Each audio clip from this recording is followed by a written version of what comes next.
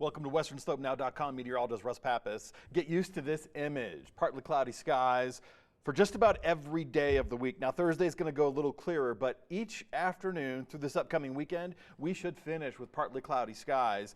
Some evenings we'll keep the clouds overnight. Other evenings we'll clear it out, but we have moisture lingering in the atmosphere. And with the heat of the day as lift, and with mountains and elevated sites as another form of lift, we're going to experience these clouds. And the mountain zones will experience late afternoon storms. Now, still, they're not productive storms. They're not widespread showers. They're very isolated instances.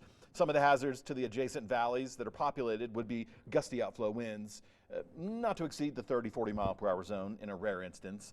Small hail, but that's for the higher elevations, and some brief heavy downpours. Lightning, I think, is going to be a common hazard for the upcoming weekend.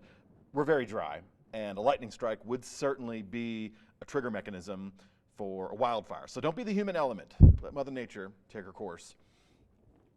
As far as weather alerts go, other than being very dry, we don't have the wind to support a red flag warning. We should experience some stronger wind speeds at the beginning of next week, a week from now.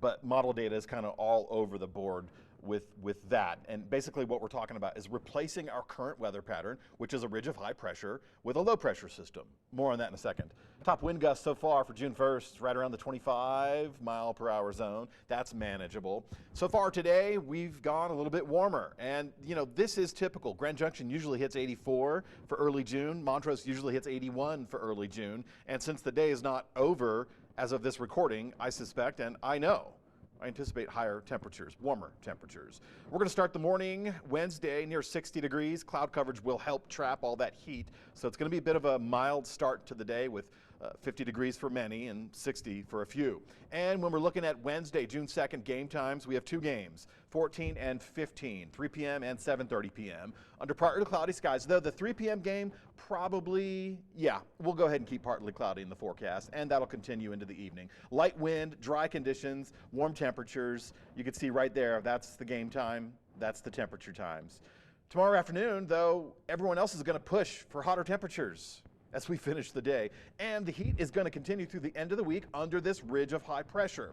Now, a low is expected to drop down out of the Pacific Northwest, swing down the west coast, anchor itself in the desert southwest, cut off from the main flow, and then kind of meander into our area late this weekend, early next week. If that does come to fruition, then we'll see some rain chances on the board. We'll get some stronger winds. Until that develops, all we can count on is just like last weekend. Saturday afternoon, Sunday afternoon, into the evening hours, especially up against the higher terrain like Palisade and Montrose. We'll get some overshooting tops from those mountain storms, and likely we'll experience some lightning and some gusty winds and some brief, very small amount of rain showers. But I wouldn't even call it a shower. I'd call it a few raindrops as a result of what's happening higher up and away. So adjacent areas could get a little dicey, but I don't think we'll see much. Same with Montrose. That warming trend continues to near 90 degrees under the high pressure system through the end of the week.